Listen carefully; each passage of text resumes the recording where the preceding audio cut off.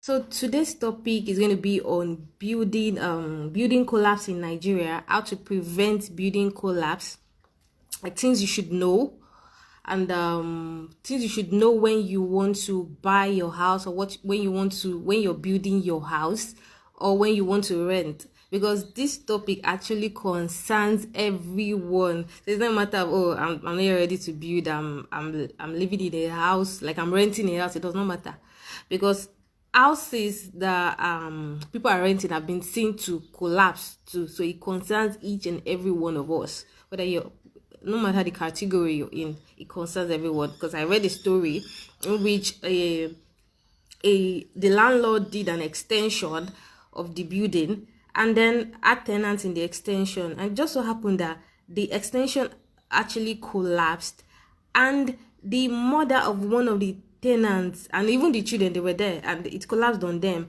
but the children didn't die, but the tenant's mother lost her life through that. So that's why I'm saying it concerns each and every one of us.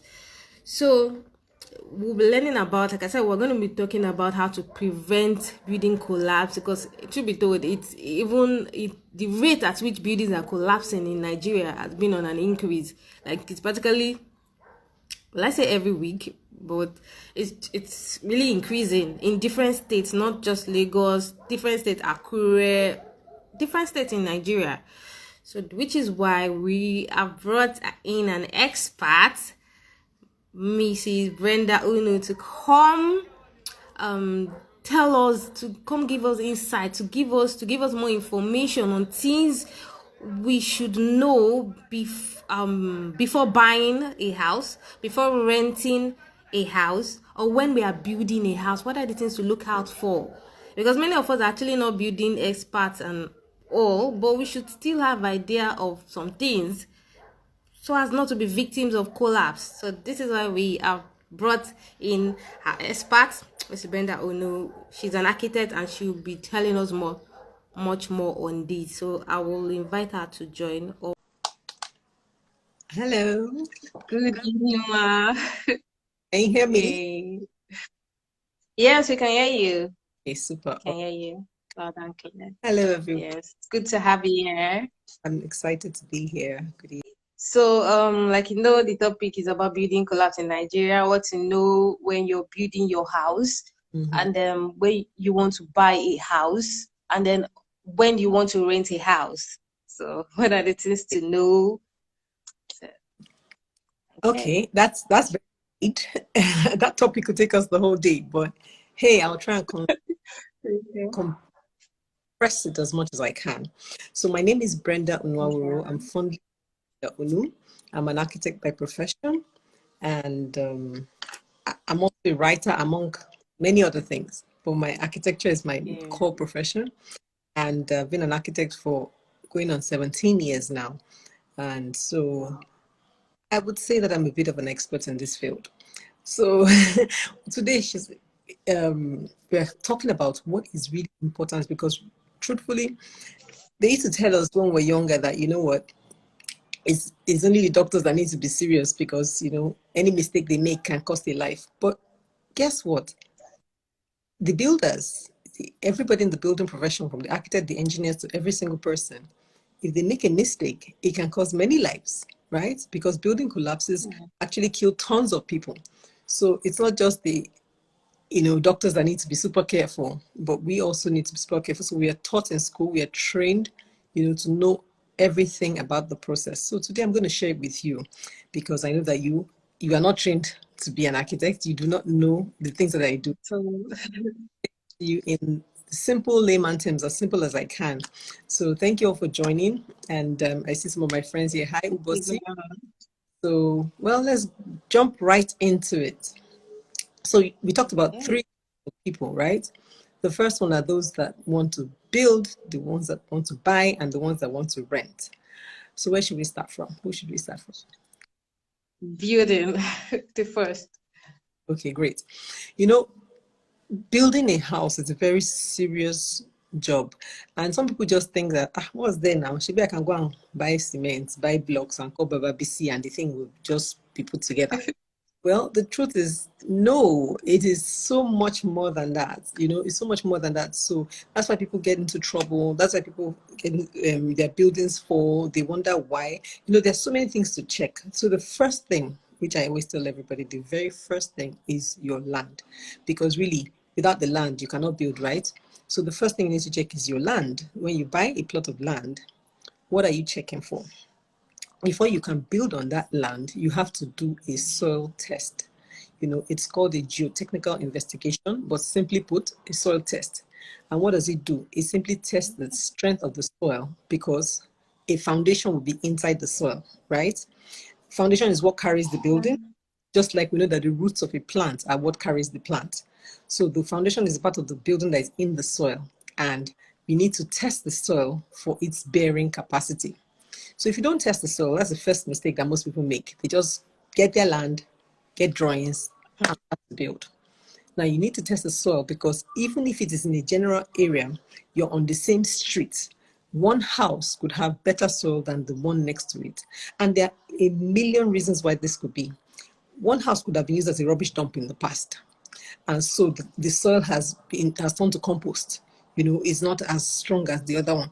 One could be mushy, all kinds of things. So you don't just simply say, oh, my neighbor built yesterday, he used strip foundation, so I can use strip foundation. No, you need to test the soil on the plot that you're building. Very important. That's one of the most common mistakes that many people make, that they run into trouble. So now, after you test the soil, you now know the load bearing capacity of the soil, and you give this information to your engineer, who will design the adequate foundation for the soil. Now, there are different types of foundations. For those of us that live in Lekki, we're used to raft, pile, all those kind of foundations that people always say, so much money. But truth is, the land here is much different from the land in, say, Ikeja. The land in Ikeja is very solid. We had a house before in Ikeja, and we could almost, the cost of the foundation was almost negligible, because it was even Ogba. Ogba is more hilly than Ikeja. So you can imagine, it's almost like a rock. We're literally building just on the soil. We didn't have to do much.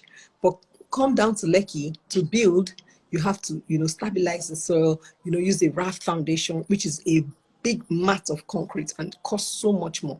Now, the higher you go, the more deeper the foundation would be. So you can end up using piles, or in some really bad areas like Anthony, some parts of Maryland, you need to use piles. So there are different types of foundations for different areas. And this is just Lagos now. Imagine when you start to talk about other cities and, other places. So these are the number of things that you need to check. So 1, soil test. 2, use an engineer to design your foundation, right? Now, I always just tell people, just simply use professionals. Right? Use professionals. If you wonder, where will I get engineer? Where will I get soil test man? Where will I get all these ones? Simply contact an architect. The architect is the core professional that you need in building your house. And the architect will simply put together the whole team for you. Right? So if you just buy your plot of land, all you need to do is just to find an architect, right? And your problems are solved. Because literally, the architect helps you to get every other person that you need. Right? So you need to do a soil test. They will connect somebody for you. You need to do, your engineering drawings. They will connect engineers for you. And you have a number of engineers. There's the structural engineer that does the foundation and the core structure of the building.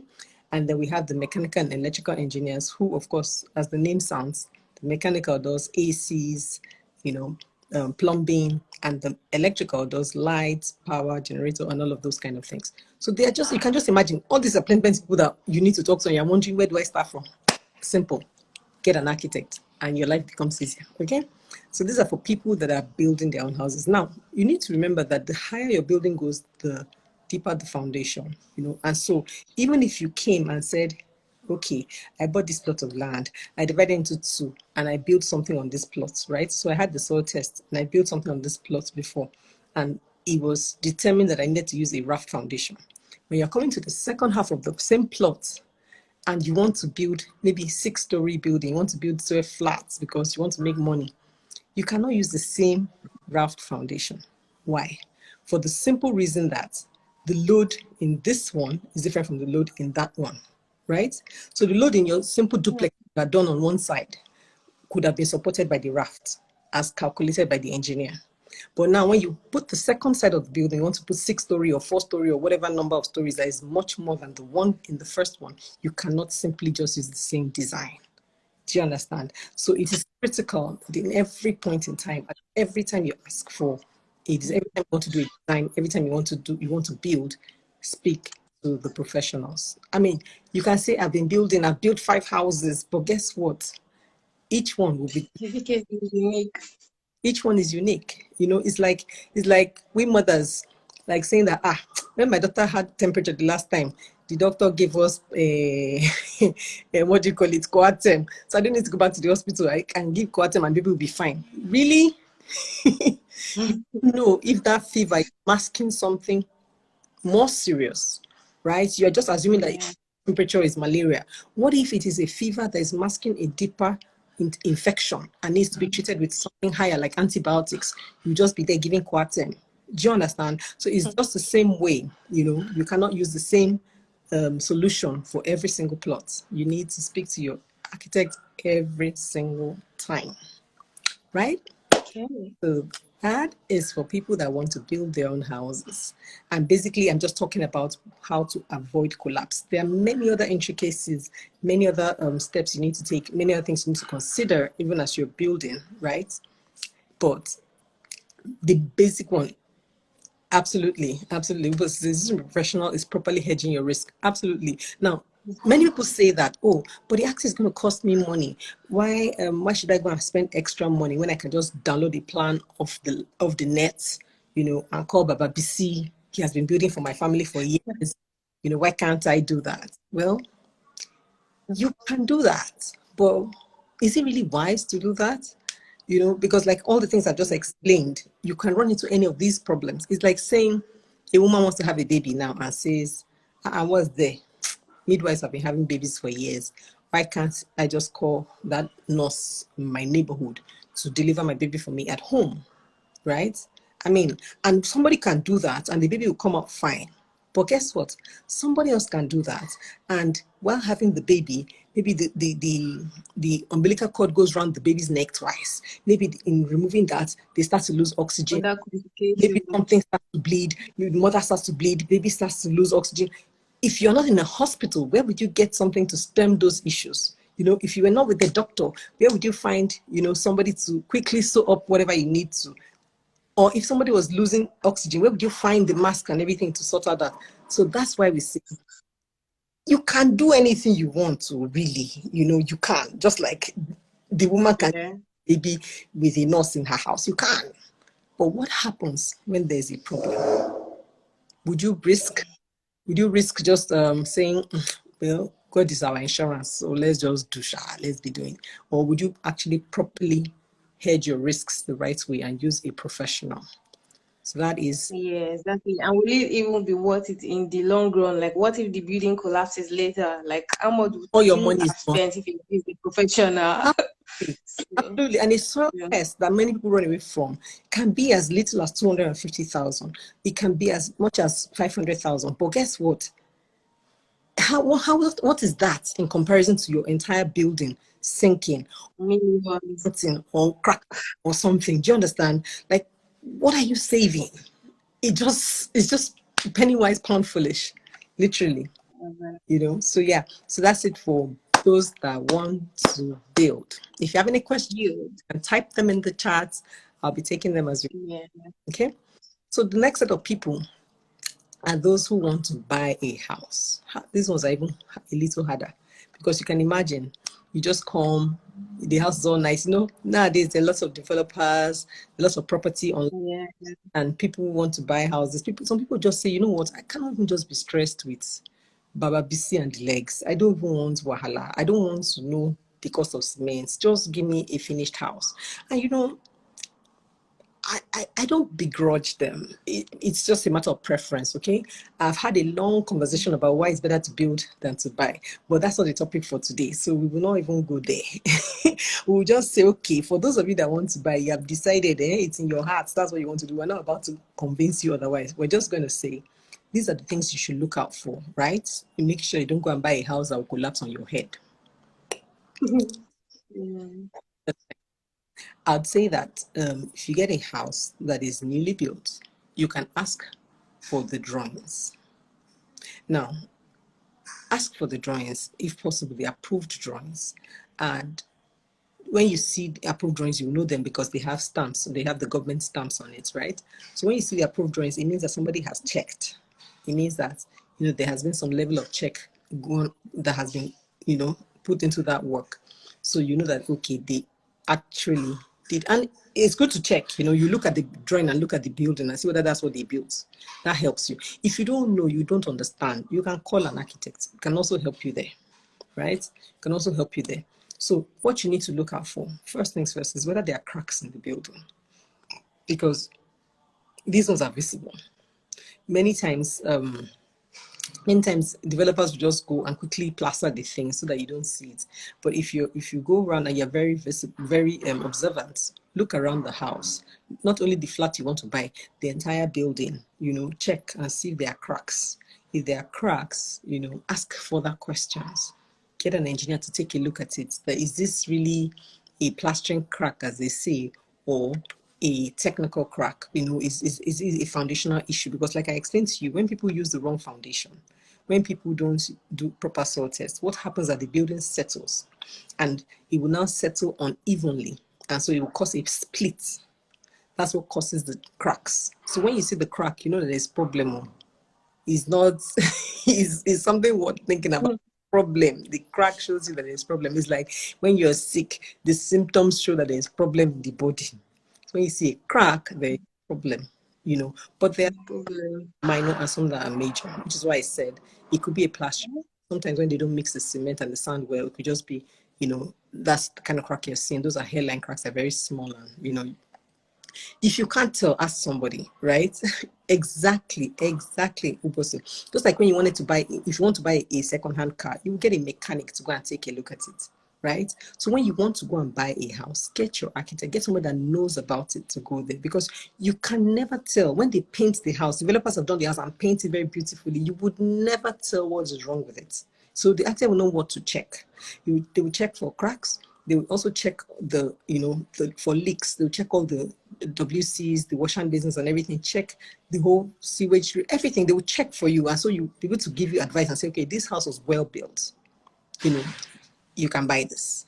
Because, buying is not like rent, If you have bought it, you have bought it. That's it. It's you and your... Do you understand? So you really should invest in getting somebody to take a look at it before you commit money buying a house. So practically, that's just the long and short of this talk. There's just so much you can see for yourself, but truthfully, get a professional, get an architect, and if the architect cracks and knows that it needs further look, they will get you an engineer, and everybody will take a look at it. But get somebody that knows about it to take a look at the house before you buy it. Okay, very important. Now, the third set of people, my people of life, when you want to rent a house. This one, what can you do? There's just so much you can do when you want to rent a house, because in Lagos now, houses are hot cake. The landlord will be telling you that, look, if you don't even agree, the next person will come and take it very quickly. But you know what? Even though it seems like demand is more than supply, I'd say you should also pause. I'd say you should take a look, ask questions, look over and over and over again, and as much as possible. There's almost the same things that you were looking at when you're buying the house, because you don't know the history of the house. The difference between who is buying and who is building is that you built your house, so you know what went in. You know the care you took in getting your professional. You know the care you took in making sure that the contractor was supervised. You know the care you took in making sure that everything was done properly. So at least you have some sense of, okay, I know what went into this house. When you're just coming to buy, you don't know, right? So everything is all beautifully masked up. When you're coming to rent, it's even worse, because they're like, what's wrong with this one? Please pay your rent and move on. Why are you asking us plenty questions, right? Too much question. Too much. Want to pay, please move on the line.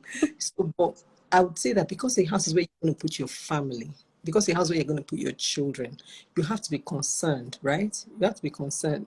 Yeah, flooding, I would say, biggest matter you buy a house, because when you want to rent your house, you can't rent your house during rainy season, because you don't want to rent the house thinking that it's all beautiful and then rain falls and you can't come out, or rain falls is in your house. Yeah. You just be sad, and you take you one whole year again before you can move, right? So the best thing to check is flooding.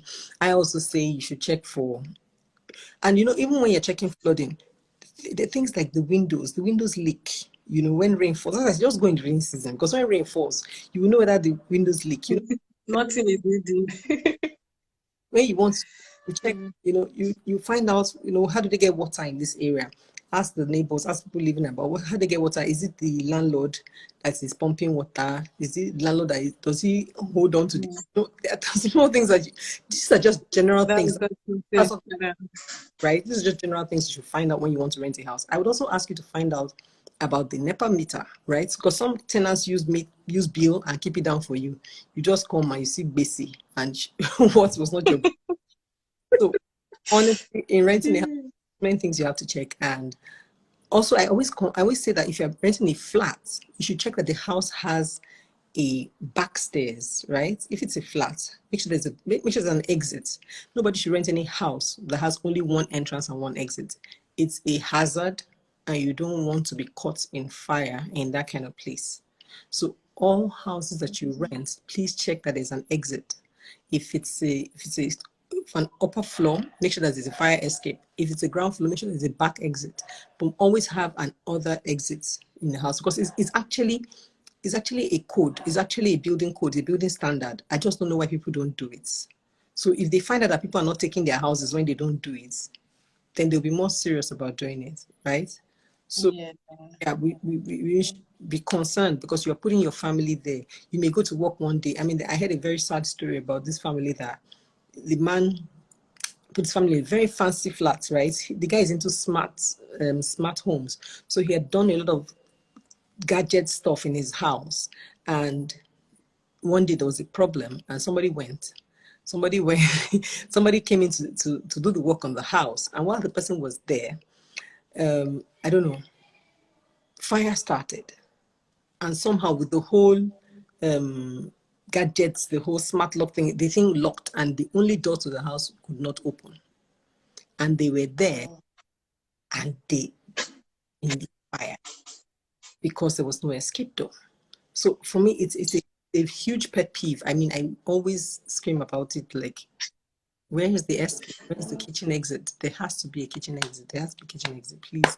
And, of course, go with your wife. Let her help you check the kitchen size. Women are very particular about kitchen. Yes, so key, because you don't want your wife to be unhappy. Like me, I don't really like cooking like that. So imagine now, I'll now go and rent a house that the kitchen is not small. I have an excuse not to cook now. I'll just go and sleep in my room.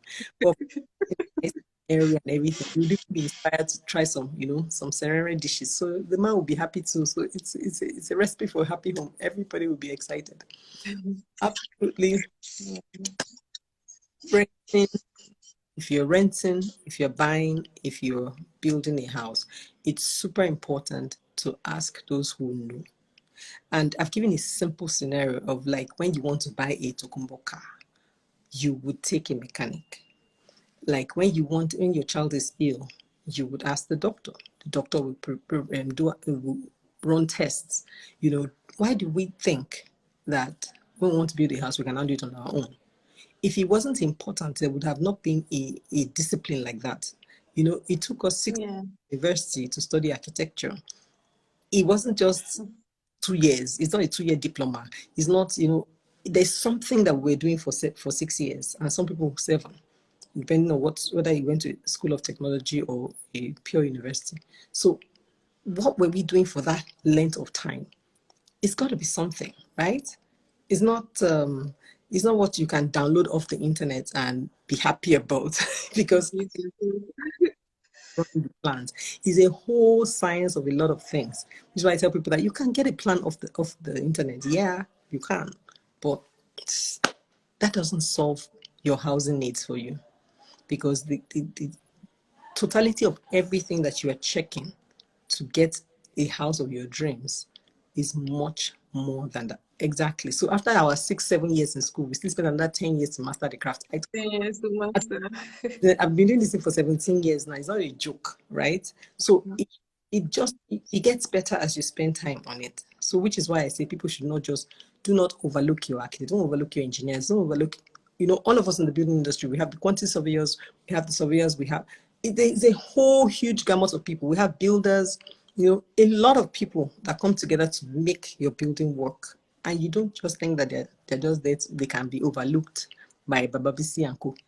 Like, no. Yeah. So that's Okay. the long and short of my answer to your question. If you had another question, you can ask it. But you know, like, people ask these questions a lot. I had somebody speak to me yesterday, and he was like, oh, I want to build a house. And I said to him, I said, okay, so where's your land? Do you have a survey plan? Where do we start from? And he says, you know what, I'm really very scared. It's the first time I'm building, and I have so many questions. And I said, you know what, you're in luck, because I wrote a book for people like you. Look at this book, brick by brick. You know, I wrote a book for people like him. And this book is very simple. It was written with the layman in mind. You don't have to be a professional to understand it.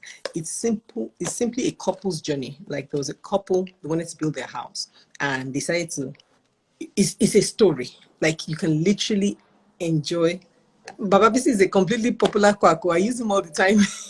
Because I'll tell you a story about Baba Bisi. Guess what? You know, the first time I came out of school, I was just fresh out of the university, and my first client was my in-law. He was going to build his house, and he says, oh, okay, my in-law is an architect. Come and look at the house. So I went there, and I gave him a design, you know, and decided to build. So he called me, of course, to come and supervise the work. So I was fresh out of school, right? I had a master's degree, yes, but I was fresh out of school.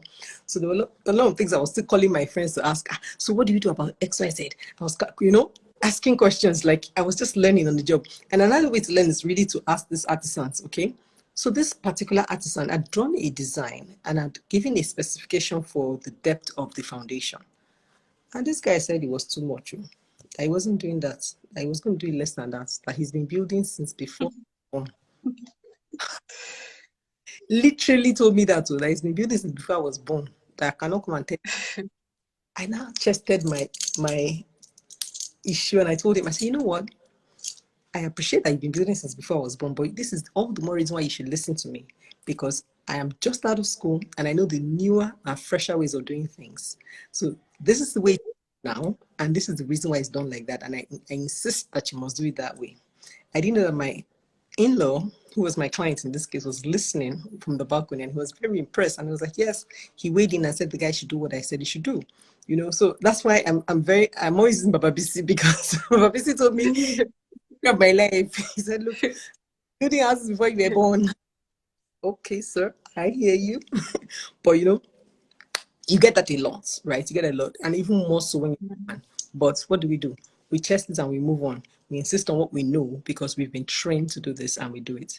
So back to my book. So this is a very simple book, simple to read, simple to understand. It tells you everything you need to buy a house. And each chapter, even though it's a story, each chapter ends with, you know, an exercise. It ends with a lesson. What did you learn in the book? A pro tip and an exercise for you to do. So it's completely easy to read, completely, and it has so many lessons you won't even believe it. From how to pick your land, like what are things you should consider in getting the land. So I was telling you about soil test. That's just one, right? There are a ton of other things you should consider. You should consider the zoning of the land. You should consider whether, okay, is this place zoned for residential? I want to build a house. Is this zoned for residential or zoned for maybe institution or something else, right? Or I want to build and it's zoned for residential. So it's a long thing, right? You need a copy of the book. Oh, absolutely, Ubasi. I will be in your DM after this. Please send me a DM if you want to copy my book. You can also go to the bio, link in my bio, and you will find the book. It's very simple, okay? So as I was saying, there's so many things you need to check. So many things you need to check before you buy the land.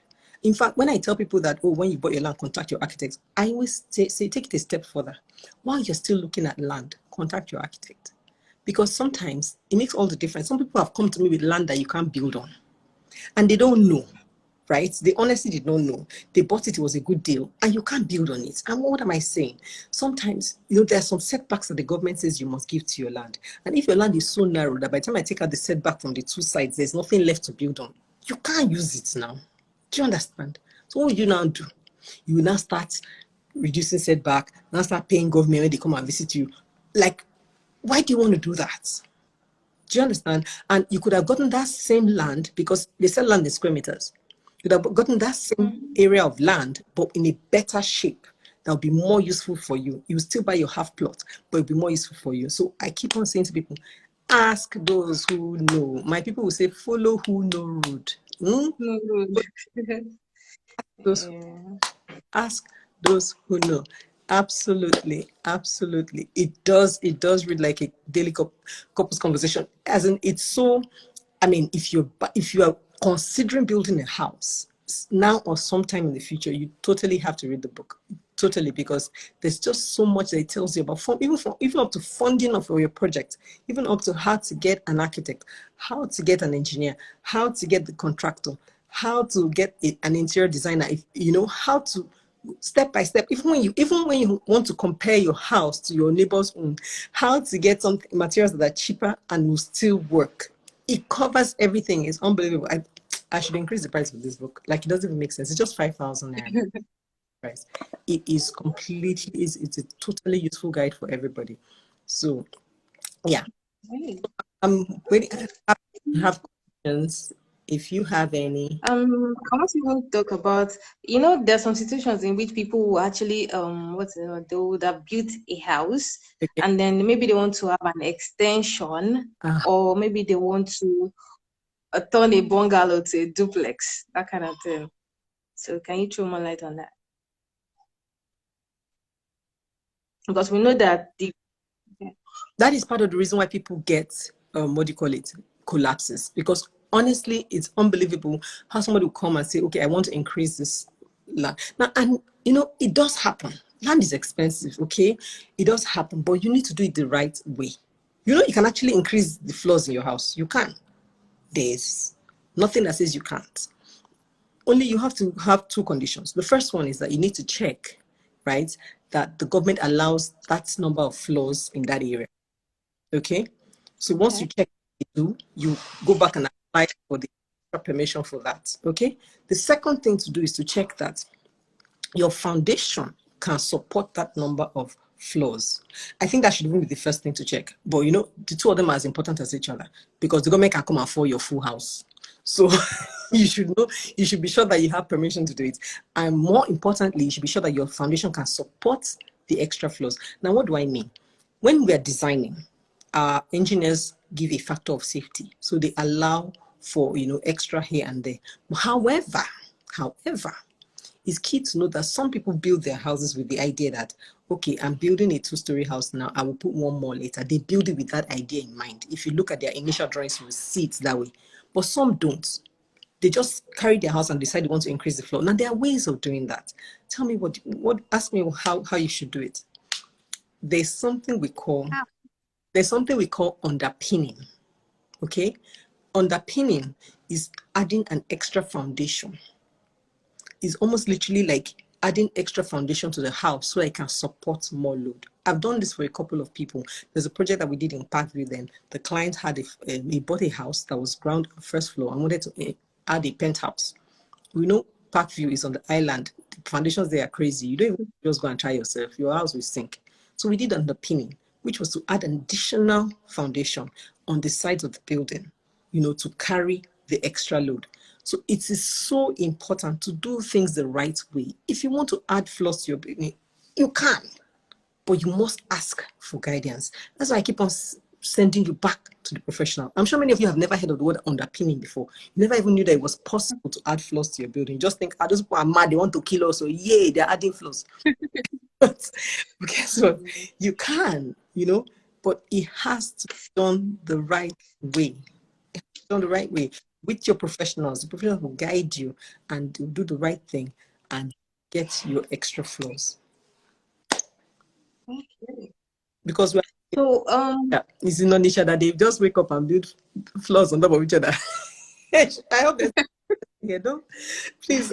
Okay. What about the situation in which a person wants to change a school? Like, it's okay, maybe the person has already built a house, maybe a duplex or a bungalow, but it's not adding any floor. he just wants to convert the house to a school. Okay. It's because the person is going to be having lots of children and all. That's like that wasn't taken into cognizance when they were doing the foundation. And then there'll probably be a library where you have loads of books and all. And I think that can also cause issues with the house and can lead to collapse or something. So what are the things to know when if a person has starting? So absolutely, that's what I keep on saying, that if you wanted to do your renovation or a conversion of your building as it is, you need to call the right professional, because two things: when the right professional comes in, they take a look at what you have and take a look at what you want to do. There's something called a renovation permit that you need to apply for from the government to say, okay, I'm changing this use. If it's just a small renovation, you're not changing the use, it goes very quickly. If it's a change of use, you have to check whether the area is zoned for that use. You have to check whether many things, but you shall apply for the permits. Then secondly, the architect now does a design for you, right? So first of all, maybe you are removing some walls, including some walls, adding some columns, adding here and there. But in the consideration of the entire design, along with the engineer, they will determine what else you need to add and what you need to subtract. So it is not, there's no one size fits all. The house may be such that you can actually have the foundation supported. Like I said, foundations usually have a factor of safety. So if the difference is not much, difference of the loading, because the engineers calculate the loading of the building. So the difference in loading is not much, your house can support it. If it is a lot more, then they will have to advise you for underpinning, advise you to add more columns, advise you to support the house more. So that's why you said, they actually calculate these things. It's not a guesswork. It's not a rule of thumb. Something. There's software for calculating it, and then they have physical ways that they check that the software gave them the right answer. So it is actually all calculated. This is a science down to the T. So you literally need to just get your professionals. Like I'm like a broken record, but yes, it is that. Okay. Another issue is lack of maintenance. Like I know that the maintenance culture in Nigeria, we don't even do it. It's until so what can you say about that? Okay, so basically we just have to do better, right? Which is why I like maybe service departments, because there's somebody actively maintaining it, okay? Because we are paying for it, so they will maintain it. But it just has to become a culture with everybody, because nowadays people are maintaining cars now. People are maintaining their cars. Why can't you maintain your house? Why can't you? Look at you. Because imagine if you had, okay, for example, go to some places, right? And the concrete is made up of cement, sand, and gravel, right? Thank you. Cement, sand, and gravel. And then there's iron rod inside to strengthen it. So sometimes you go to some places, you'll be seeing the road. You'll be confused. How can I see the road? There's supposed to be a concrete cover. Do you understand? Concrete is supposed to be covering the road. So why am I seeing the road? By the time I see the road, by the time I see the road and I see the road, air will get into it, water will get into it. Before you know, it starts to rust. If the road rusts, it compromises that column. It compromises the strength of the column. So part of routine maintenance is to make sure that those kind of things are properly covered. If you see it happen, you cover it back, put another concrete cover, plaster it back, and always constantly, and even all your steel components, right? Your steel components like the handrails and co that are made of mild steel, they do rust. So you have to constantly paint them.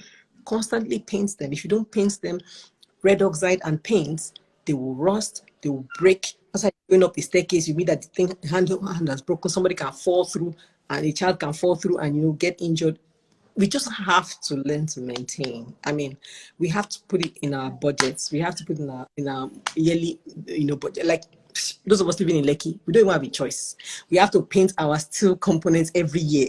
Otherwise, you just come and meet that the whole thing is rusting on you, right? So it's in the budget already. We must paint it. Otherwise, it will rust. It will just rust and give way on you. Okay, so it's key to just schedule maintenance the same way that you schedule maintenance for your car. My car, when they take it to service, they will come back and put dates for me. After 3 months, you must bring it back. You schedule your checkup with the doctors. We're getting there now. We've never really been in maintenance people, but we're getting there. Yeah. We're getting more sophisticated. So we're servicing cars with companies now. They're giving us dates. We're going to doctor for checkup. So we're getting sophisticated. So we'll get there with our buildings. We just have to keep on telling people what they need to know, so people just are aware and they just put it in their minds. We'll get there. We'll get there. I think Exactly. yeah. Yeah. So if you have any more questions, please just type it in. I've been the one asking questions. So if you have questions, just type it in. Ask questions. Thank you. Okay. But it says phone, So your doctor, your mechanic, your lawyer, and your architect. I know, right? I'll even put the lawyer after. Say, am I looking for trouble? Why do I need a lawyer for that? But just lawyers.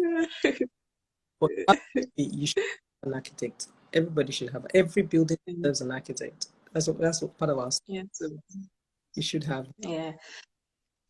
Okay. There's this question I want to ask. Okay, I've seen a couple of houses, some houses that will have their water tank on top of the duplexes or something. Okay. So is it right? Like, because I'm like, over the years, and then most times, where you're pumping water, you just forget and you let it drain down and all. So over the years, can't it like decompose some things and cause some issues? So I was having this exact conversation with my client yesterday, and it's funny because while there is no, there are pros and cons for putting the roof putting the tank on the roof. I personally don't like it. Yeah. I personally, Me too. and the reason is because my own personal reason is because I feel that there's a lot of work that needs to be done to that area for you to put your tank on it. And if you don't maintain that area, it can easily become a source of leakage, right? And like you said, we don't maintain very well in this country. So I try to avoid, when I'm designing and building people, I try to avoid the things that will cause them problem if they don't maintain, knowing that they don't normally maintain, right? So like my boss taught me how to design with the mind of the people you are designing for. That the Bababisis of this world, they don't know how to build curve. So please draw straight line. Do you understand? So small things like that. So for tanks on the roof, I typically just say, put it on a stanchion outside. Let it just be on its own, because I don't want drama. But guess what? For the first time yesterday, I had to eat my words. So I have this client whose house is in Magodo, and he was like, "No, madam, I want my tank on the roof." And I was like, "Okay, sir, I typically don't like," the same answer I just gave you. I just gave it to him. I typically don't like, roof tanks on the roof. I spoke all my English. When I finished, and I said, "You know what? On second thoughts, though," I got this client from another client whom I built their house for. I designed for them. I didn't build. I just designed for them, right? So the house is so nice. This guy liked it, and he called me. When I went to their house to visit them after they had done the house, I noticed something. Their tank was outside. Like I told you, I don't design tanks on the roof. So their tank was outside on the stanchion. But guess what? The stanchion was falling. Now, that part of Magodo has horrible land, very terrible land. They have to pile. Everybody has to pile. So these people had piled their house, but they did not pile the stanchion that was carrying the water. And we know that water is serious weight. So the house had been only 1 year, and the stanchion was tilting. So when I got there, the first thing I told him was just bring down this tank. We have to redo this thing, right? I wasn't part of the building, so I did not know that they did not put a pile foundation on that. So I now went back to this client and said, you know what? On second thoughts, from the experience of the last house, I realized that if you put your stanchion outside, you're going to have to put another number of piles to carry that stanchion. So this is an extra cost.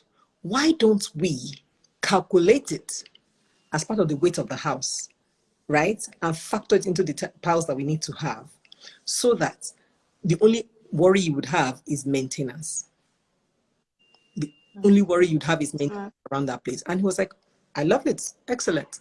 So like I said, there are no hard and fast rules to these things. I typically don't like tanks on the roof. But here, I had a situation where I had to now, do an about face and say, okay, I think it would be better for you to put the tank on the roof, because at least I know that for sure the house is piled. So it will carry it. We'll just calculate weight as part of it. Okay. We have a question here. Must I always cross ventilate a room? Most times windows are on my bed head. So cross ventilation is very important for human well-being. In this part of the world, there's heat, right? There's heat, and we don't have NEPA. If you had NEPA now, you would have said, I'll put on my AC 247. But we don't even have NEPA. So unless you are in one of those fancy, service apartments where they have 24/7 lights, you would probably need to open windows at some point. So basically, we should cross ventilate a room as much as we can. I'd say have two windows, so that two windows are opposite each other or adjacent to each other, where you can open them and get some air into the room. However, windows are not supposed to be by your bed head. It's wrong. The bed should be on a plain wall, so that, with all the fancy bed heads that we have these days, where you put TVs by the window? No, it shouldn't be by the window. And if you must have the window in that wall, maybe have two slim windows beside the bed head so that it's not over your head. That's what I typically do when I have to design spaces like that. So yeah, you should cross ventilate your room, but windows are not typically to be put by your bed head. I hope that answers your question. Thank you for asking. Yeah. So it looks like there are no more questions. Oh, thank you very much, Ma, for a great session. We really learned a lot. Like, in fact, my book is full. So thank you very much for taking our time to come teach us more on things to know to prevent building collapse. Thank you so much. I totally enjoyed myself. Okay, Ubasi asked another question. How do you waterproof toilets? Okay, so typically, toilets are such that you're going to tile it, right? So what we do to waterproof the toilet is to, put in there's some waterproofing chemicals that they sell. So mix it with your screed so that you apply that first before you tile. You apply that first before you tile, and it's very key to slope the toilets to a drain. Even if it's just a toilet, it's not a bathroom, always have a drain, because that's part of what happens when taps are left open. Their children will be children, they will always make mistakes. Or even I had one house help once that used to leave tap open, big yellow. So things happen, right? So always have a drain in your toilets, so that, and slope your floors towards the drain so that water goes. Now, if water is constantly going to the drain, it doesn't have time to seep through the tiles and doesn't have time to seep to the floors below. So one, you put waterproof in the screed before you tile. Two, you slope your tiles towards the drain. I always have drains. Those ways you hardly have leakages. Now, if you have any other leakage, it may be leakage from the piping. And so you have to do well with your pipe work. Use PPR pipes as much as possible. They can withstand the pressure of pressure pump, the pressure of hot water heaters and everything. So PPR pipes are excellent, and they last for years and years and years. And you can go to sleep, literally. They're a little more expensive than pipes, but real serious contractors, so that's what they need to do. Thank you, Willowbrook Prep School. I totally enjoyed having you all. Thank you for joining us. Okay, so remember, she talked about our book. So if you would like to get a copy of our book, which I would actually advise you get, yeah, so just send her a DM or click the link in her bio. I think you said so. Click the link in your bio, right? Do that. Yeah, so just click the link in our bio and get a copy for you and your family and your loved ones. And of course, if you'd like to invest in properties, that's what we do. Secured land and houses. So you just contact us, and if you want to build, then we can link you with Madam Brenda, our professional here. So thank you very much, everyone. Thank you very much, Madam Mrs. Brenda. Thank you very much. Do have a great day, everyone. Thank you, boss. Bye. Bye, everyone. Thank you for joining.